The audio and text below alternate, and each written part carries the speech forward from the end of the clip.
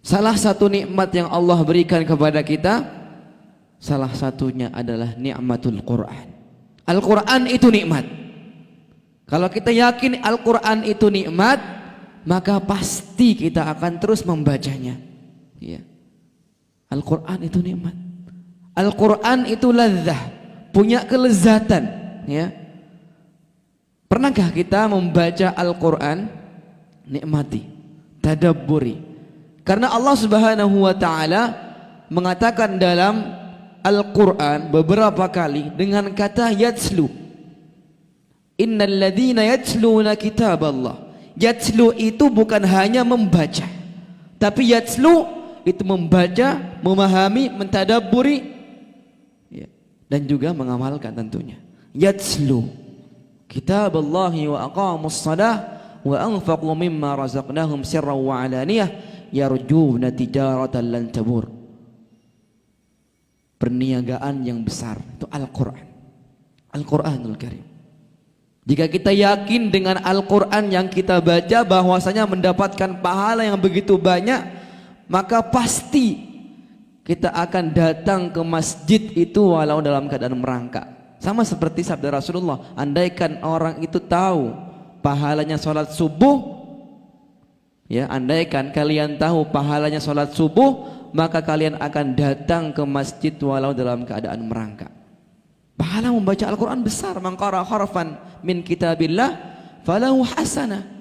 Barang siapa yang membaca Al-Quran satu huruf saja, satu pahala. Lahu bi asyri amthaliha, bahkan dilipat gandakan menjadi 10 pahala. 10 pahala. Al-Quran itu nikmat. Saya merasakan, saya pernah membaca pagi-pagi ba'da subuh ketika saya santri dulu, sambil lihat gunung, ya. Masya Allah, kalau di sini ada Gunung Merapi. Kalau saya dulu di Ma'had, lihatnya Gunung Lawu, ya.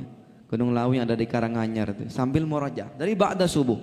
Hari Jumat saya baca tuh ba'da subuh. Dari mulai Al-Fatihah, murajaah, gak kerasa. Jam 9 tuh gak kerasa.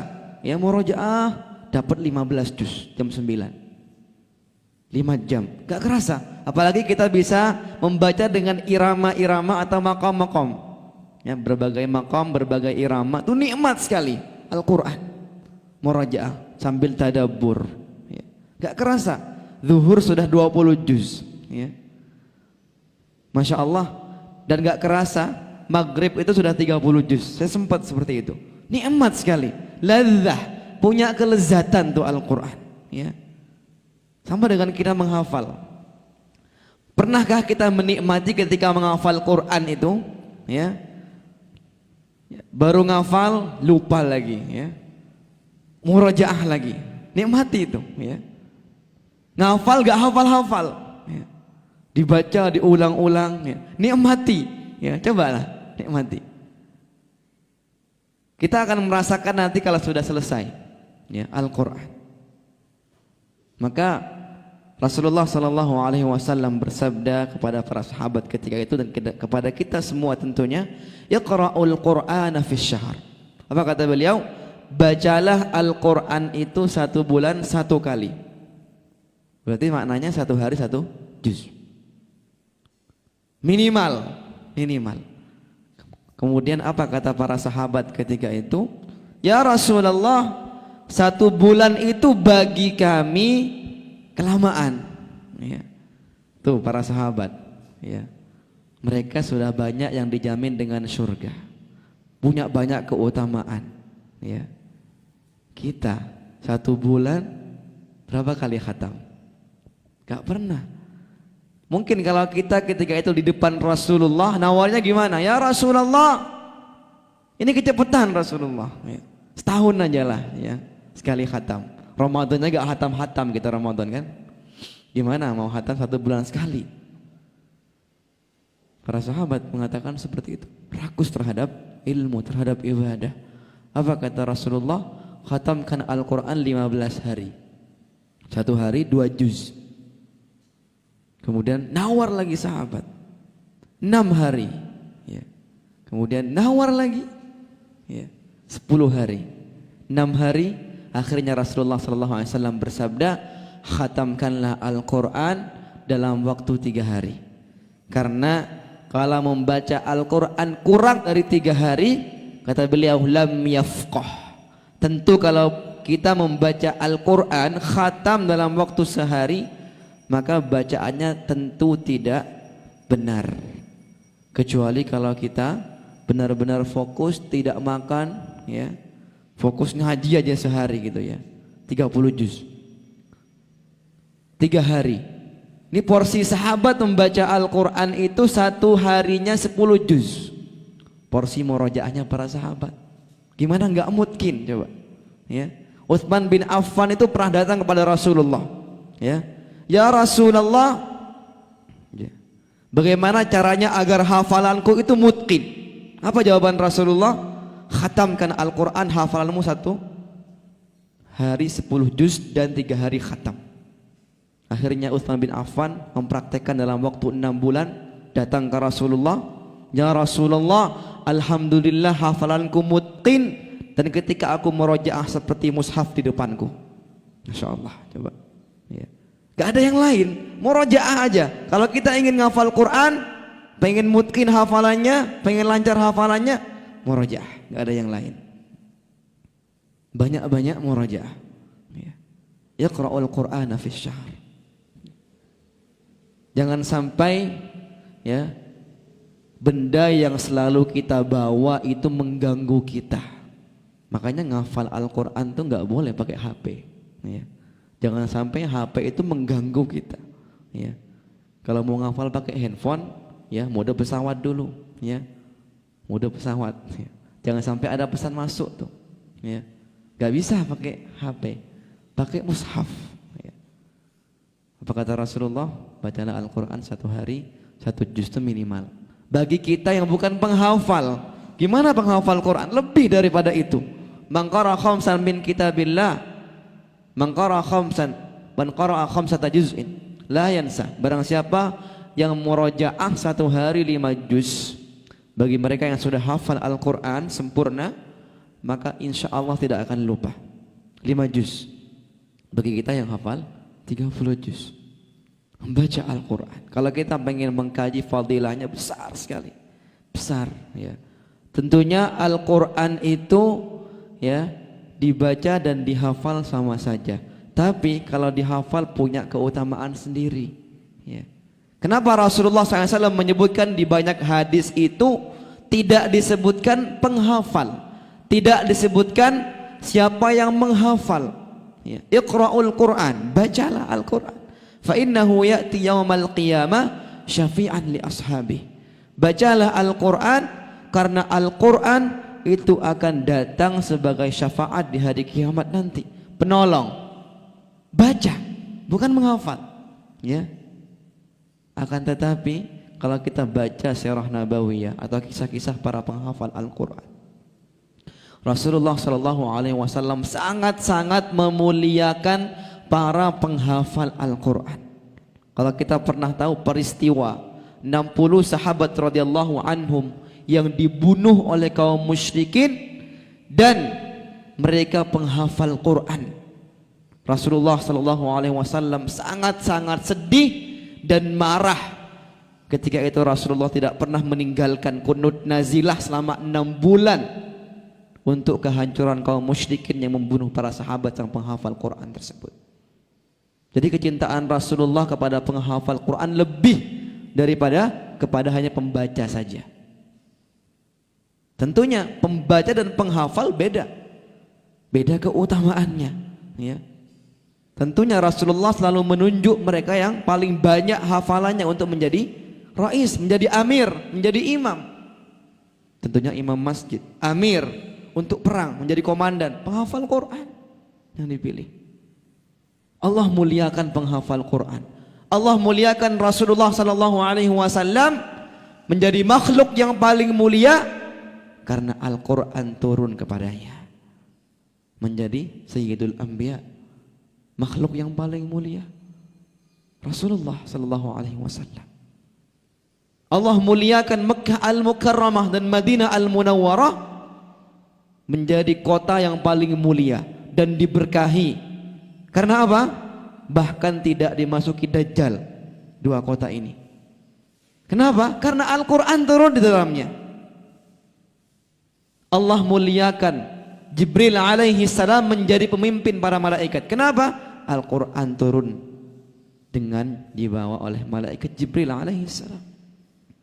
Bulan terbaik di antara bulan yang lainnya bulan Ramadan, karena Al-Quran turun di dalamnya.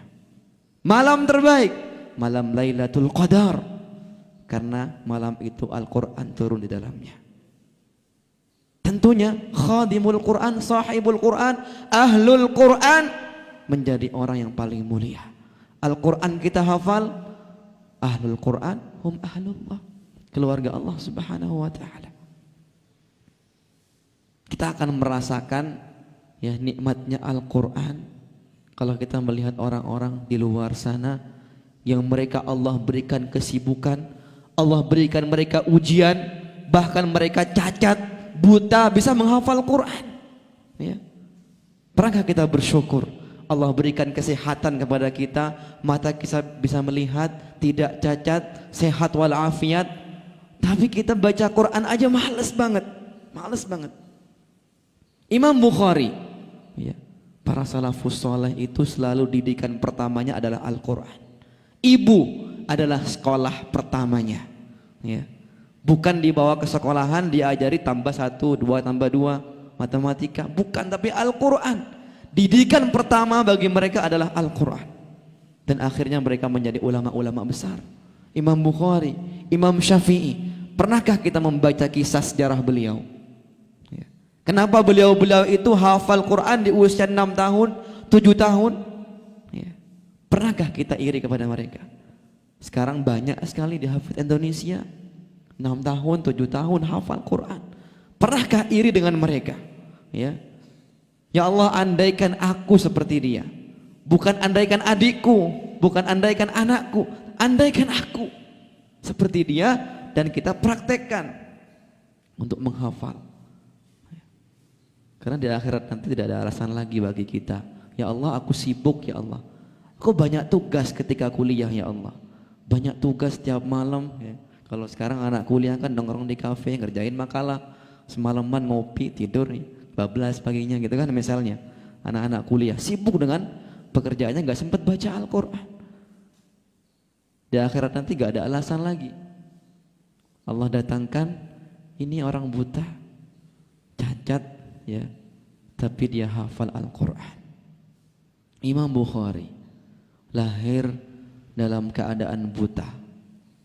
Imam Bukhari, dan ayahnya meninggal dunia sejak di kandungan beliau, dan ibunya mentalkinkan Al-Quran setiap hari, bahkan berkali-kali khatam ketika di kandungannya. Imam Bukhari menghafalnya bagaimana beliau? Beliau menghafal Al-Quran itu setiap pagi sebelum subuh. Imam Bukhari ya, kita praktekkan tuh sebelum subuh bangunnya ya. Jauh-jauh sebelum subuh Imam Bukhari itu biasanya disiapkan oleh ibunya 1 ember air ya. Dibangunkan ibunya, disiapkan 1 ember air, wudhu, kemudian salat qiyamul lail, kemudian menghafal, dan menghafalnya ditalkinkan oleh ibunya. Dalam kisah beliau, Imam Bukhari menghafal Al-Quran dari mulai surat Az-Zariyat ke belakang ya. Az-Zariyat sampai Anas. Setiap hari ditalkinkan oleh ibunya. Terus kemudian perjalanan beliau menghafal Al-Quran ya. Kemudian dari Al-Baqarah sampai surat Qaf. Ketika hari terakhir Imam Bukhari menghafal, ketika hari terakhir, malam terakhir, ibunya mentalkinkan Al-Quran di surat terakhir, surat Qaf. Ibunya mentalkinkan surat Qaf. Ketika itu beliau dengarkan. Ketika ibunya mentalkinkan dan dihafal ayat yang berbunyi fabasarukal yawma hadid, yang perkataan Allah Subhanahu wa taala yang artinya aku buka matamu hari ini, aku melekkan ya matamu hari ini. Pada malam hari itu juga Imam Bukhari Allah sembuhkan matanya. Al-Quran, ya, syifa. Kalau kita yakin Al-Quran itu syifa, penyembuh, maka insya Allah, ya, sakit dikit, ya, demam sedikit, baca Al-Quran pasti sembuh. Kalau kita yakin kalau Al-Quran itu syifa. Al-Quran, kembali kepada fadilah-fadilah membaca dan menghafal Al-Quran. Kalau kita ingin mengkaji hadis-hadis Rasulullah SAW yang menjelaskan tentang keutamaan menghafal atau membaca Quran, begitu banyak sekali. Termasuk juga Rasulullah SAW bersabda yang tadi saya baca, khairukum man ta'allamal Qur'ana wa 'allamah. Sebaik-baik dari kalian, kata Rasulullah, sebaik-baik orang ini ya, ta'allamal Qur'an, orang yang belajar Al-Quran. Belajar itu ada dua, ya, disebutkan di sini belajar itu ada dua. Ta'allamal Quran, belajar cara membaca yang benar, ya, tentunya belajar tajwid yang benar, makharijul huruf yang benar, tahsin yang benar. Kemudian yang kedua memahami makna dari Al-Quran tersebut. Wa'allamah, dan mengajarkannya. Gak bisa kita pisahkan dua ini, ya. Ta'allamal Quran wa'allamah, belajar dan mengajarkan. Kalau kita belajar, setelah belajar harus mengajar. Gak mungkin kita hanya menjadi pengajar saja. Bahkan pengajar saja masih belajar, ya. Ta'allamal Quran wa'allamah, sebaik-baik dari umat Rasulullah SAW. Kalau kita yakin dengan Al-Quran ini adalah sebaik-baik orang, ya, maka pasti kita akan memilih untuk menjadi muallimul Quran saja. Maka pasti kita akan memilih menjadi pengajar Al-Quran saja, khadimul Quran, pelayan Al-Quran, ya. Kalau kita yakin dengan hadis ini, karena sebaik-baik orang, gak mungkin penghafal Quran itu sambil, ya, jualan. Mungkin saja ada, tapi jarang sekali, ya. Gak bisa kita campurkan.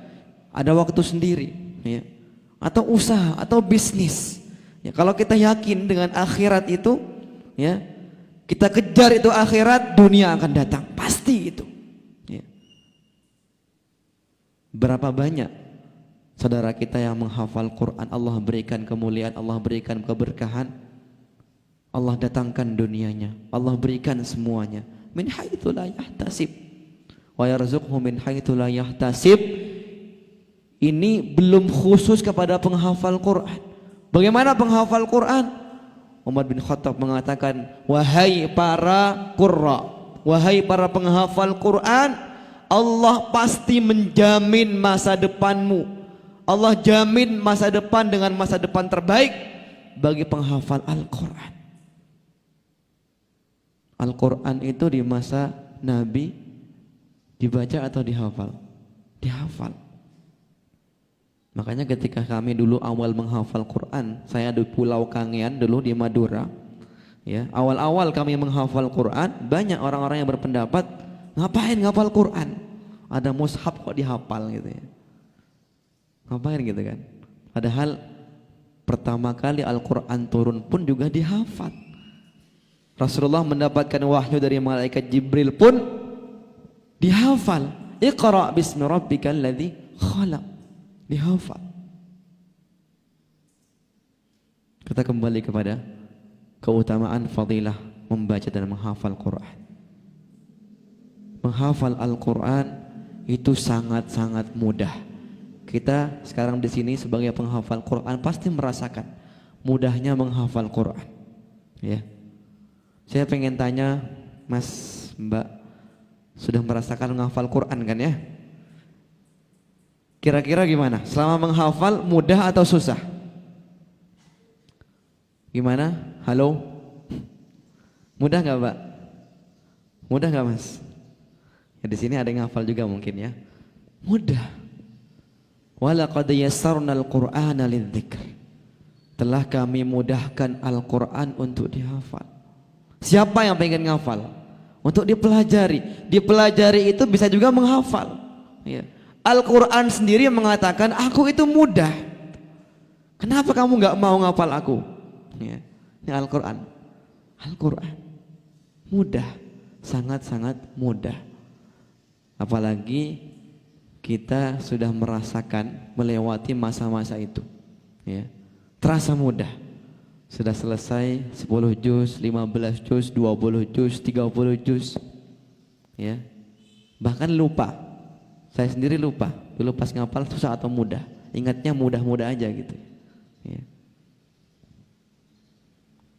Wa laqad yassarnal Qur'ana lidzikri fahal mim muddakir. Rasulullah sallallahu alaihi wasallam juga bersabda, "Al-mahiru bil Qur'an ma'as safaratil kiramil bararah." Rasulullah sallallahu alaihi wasallam bersabda, orang yang pandai membaca Al-Qur'an, yang fasih. Ya, ini hadis ini menjelaskan anjuran kepada kita untuk memperbaiki bacaan Al-Qur'an kita. Gak bisa kita pisahkan. Kalau kita sekarang menjadi penghafal, wajib memperbaiki tajwid, ya. Bagi orang yang belajar tajwid, tahsin, wajib menghafal, ya. Minimal juz amma lah dihafal kalau kita sedang belajar tahsin. Kalau kita menghafal, gak bisa kita pisahkan dengan yang namanya belajar tajwid. Al-mahiru bil Qur'an ma'as safaratil kiramil bararah. Semakin fasih bacaan Al-Quran kita, semakin banyak malaikat yang dikirimkan oleh Allah kepada kita untuk menemani kita. Ma'as safaratil kiramil bararah, ditemani malaikat yang mulia. Walladzi yaqra'ul Qur'ana wa yatata'ta fi. Dijelaskan di hadis ini, adapun orang yang terbata-bata membaca Al-Qur'an, kesusahan, lahu ajran, tetap mendapatkan 2 pahala. Orang yang terbata-bata saja mendapatkan 2 pahala. Al-Quran paham dan gak paham kita baca dapat pahala. Beda dengan baca status, baca koran, baca novel, baca komik atau yang lainnya, ya. Al-Quran. Maka bagi kita yang masih terbata-bata, jangan pesimis, tetap baca Al-Quran. Tentunya 2 pahala itu lahu ajran, maksudnya bukan orang yang baca sa'juz, 2 juz, 3 juz tetap dapat 2 pahala, tapi ya, dia mendapatkan 2 pahala. Pahala yang pertama, pahala per hurufnya, setiap hurufnya Allah berikan pahala. Pahala yang kedua, pahala karena dia masih berjuang untuk membaca Al-Quran walau terbata-bata, masih belajar Al-Quran walau terbata-bata. Maka beda lagi dengan orang yang tahu masih salah membaca Quran, masih banyak salahnya, udah merasakan banyak salah ketika membaca Quran, tapi enggan, tidak mau untuk belajar memperbaiki bacaan Al-Qur'annya. Bahkan kata Dr. Ayman Rushdie Suwaid, beliau seorang qurra di Jeddah, beliau mengatakan seorang muslim dan muslimah yang rutin setiap hari baca Quran, istiqamah baca Quran di rumahnya, ya, di dekat rumahnya ada halaqah tahsinul Quran, di dekat rumahnya ada halaqah memperbaiki tajwid Al-Quran.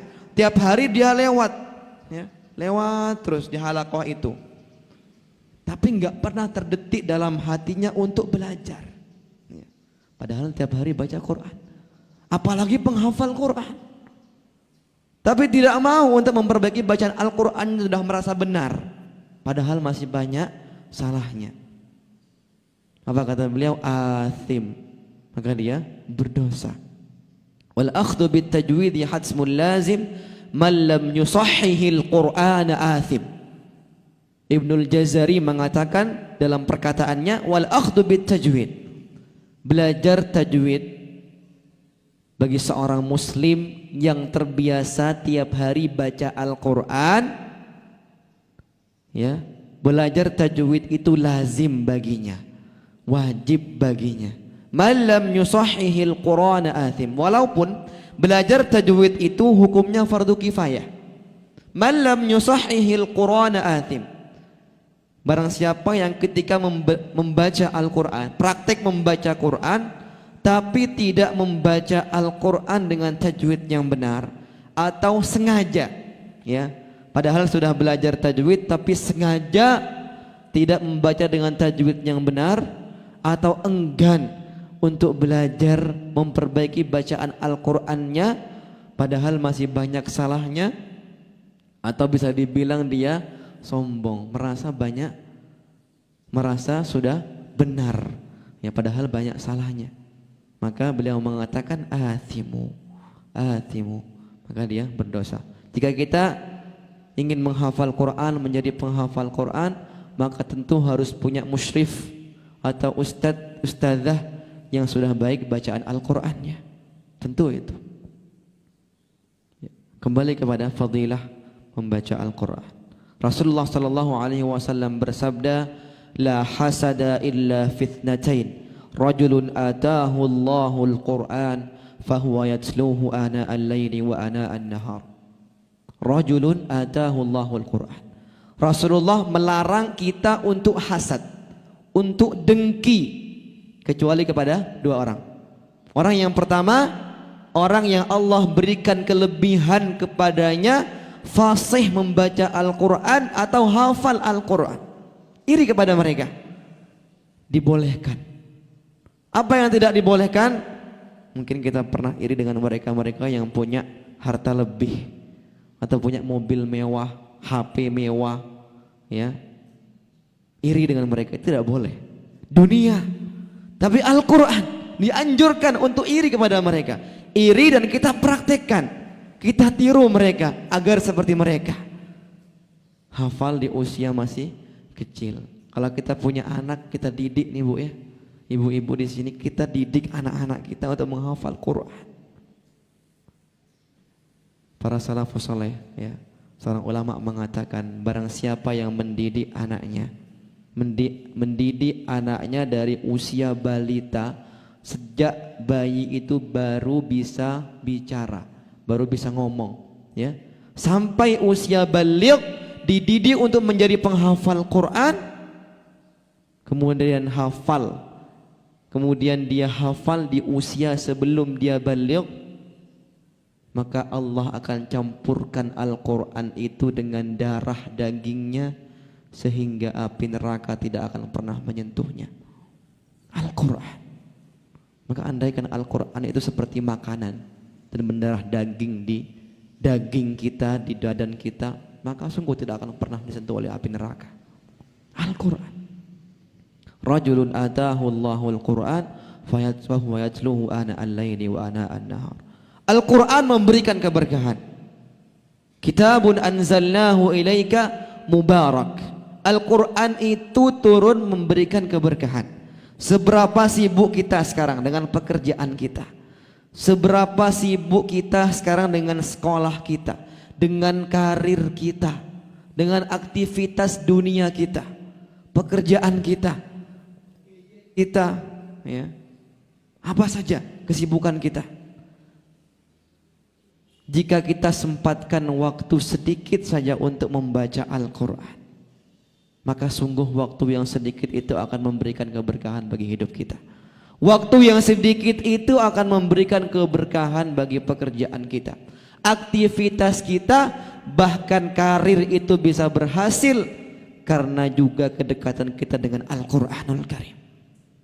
Al-Quran. Saya merasakan bagaimana keberkahan Al-Quran itu diberikan kepada kami sebagai khadimul Quran, sebagai penghafal Al-Quran. Saya mulai menghafal Quran di usia 10 tahun. Ketika itu di pulau kami, di Pulau Kangean, di daerah dekat Madura, kami mulai menghafal Quran. Tahun 2003-2004 kami mulai menghafal Al-Quran. Ketika itu memang belum ada halaqah-halaqah Quran, belum semarak-semarak seperti sekarang menghafal Quran. Sampai saya bilang tadi, ada teman-teman kita yang bilang, ngapain ngapal Quran, sudah ada mushaf kok dihafal gitu kan. Kita mulai menghafal Quran, Masya Allah. Kami merasakan berkah menghafal Quran. Ketika itu tidak ada teman-teman kami yang ingin menghafal Quran, hanya 5 orang, 7 orang saja ketika itu. Saya mulai menghafal Quran. Kemudian di awal-awal saya menghafal Quran, saya datang kepada kedua orang tua saya. Saya bilang, Bapak, Ibu, hari ini saya sudah mulai menghafal Quran. Saya bilang doakan saya, ketika itu saya masih kecil ya. Doakan kami, doakan aku Bapak Ibu. Dengan hafalanku ini aku sampai ke Mekah Al-Mukarramah dan ke Madinah Al-Munawwarah dengan gratis dengan Al-Quran. Doakan aku. Bapak Ibu saya bilang, ya Bapak Ibu doakan. Pasti Allah kabulkan. Insya Allah. Dengan Al-Quran kemanapun kamu pasti bisa. Itu yang ditanamkan oleh Bapak Ibu saya ketika itu. Saya semangat menghafal. Dan di usia saya 15 tahun, 5 tahun setelah saya khatam sempurna menghafal Al-Quran, Allah berikan keberkahan itu. Allah kabulkan doa itu. Di usia saya 15 tahun ketika saya di Ma'had di Karanganyar, ketika itu saya diundang untuk mengikuti musabaqah hifdzul Quran di Jakarta. Dan ketika itu alhamdulillah ya, kami mendapatkan juara dan hadiahnya ketika itu umrah ke Baitullahil Haram. Saya merasakan ini keberkahan yang Allah berikan kepada kami sebagai penghafal Quran. Allah kabulkan doanya. Minta apa saja Allah kabulkan. Penghafal Quran, khadimul Quran, ahlul Quran. Kami berangkat ketika itu. Kami perwakilan hanya bertiga ketika itu dari pondok, ya. Dan yang mendapat umrah hanya satu.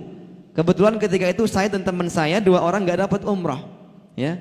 Qadarullah ketika itu, ya, satu teman saya mendapatkan umrah dari lembaga tahfidz internasional di Jeddah, dan saya dan teman saya 2 orang yang tidak mendapatkan umrah ketika itu, ya, didatangi oleh kedutaan Saudi ketika itu.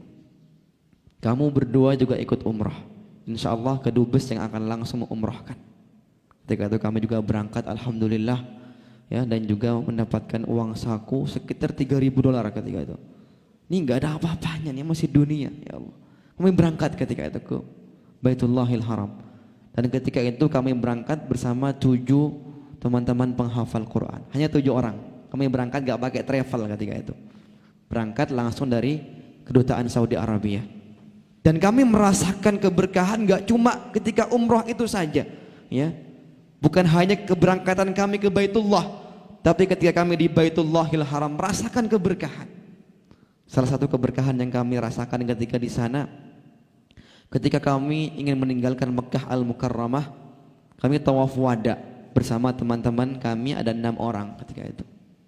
Dan semuanya masih muda, ya, usia 15, 12, ada yang 10 tahun bahkan.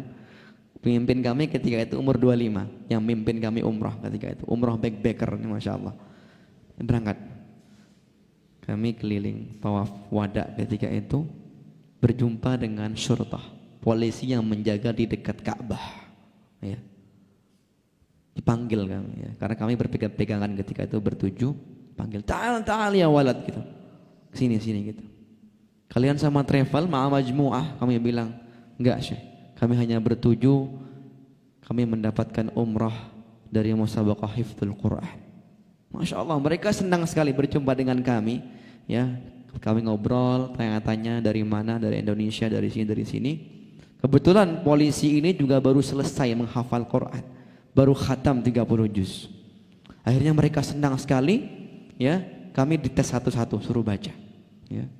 Akhirnya kami baca, senang sekali mereka mendengarkan lantunan kami. Dan itu ketika itu memang banyak teman-teman kami yang emang sudah qari, ya, suaranya bagus-bagus, masya Allah. Mereka senang sekali bertemu dengan non Arab yang bisa umrah ke Baitullahil Haram, apalagi gratis dari hadiah musabaqah hifdzul Quran, ya. Karena mereka senang, ya, mereka tanya, ya, beliau tanya, ya, kalian pengen apa sekarang gitu, ya, mau apa, tak kasih hadiah katanya, syurtahnya ketika itu. Kami bilang, Syekh, kami nggak minta apa-apa selain minta untuk mencium itu Hajar Aswad. Kami 5 hari di sini belum dapat tuh cium Hajar Aswad. Masya Allah, akhirnya beliau panggil teman-teman, ta'al ya Khalid, hada hufad. Ini ada penghafal Quran nih, anak-anak atfal, kecil-kecil hafal Quran, ya, min musabaqah hifdzul Quran. Senang sekali. Panggil 8 orang polisi yang lainnya ketika itu. Teman-teman saya yang masih kecil itu tiba-tiba langsung digendong, dibawa ke Hajar Aswad. Saya digiring ketika itu, yang kecil-kecil digendong, masya Allah, ya. Ini semua orang suruh minggir semua, polisi. Ya. Ada hufat ya haj. Ini ada penghafal Quran nih dari Indonesia gitu. Suruh minggir semua. Suruh cium sepuasnya selama 15 menit kami mencium Hajar Aswad gantian. Sepuasnya kami nangis ketika itu, ya Allah ini keberkahan Al-Quran yang Engkau tampakkan hari ini. Ya. Kami telepon orang tua kami ketika itu. Bapak Ibu, hari ini Allah tampakkan keberkahan. Allah kabulkan doa-doa Bapak Ibu hari ini. Ya. Al-Quran. Mau kemana kita? Kemana saja Al-Quran itu bisa bahkan menghantarkan ke surga.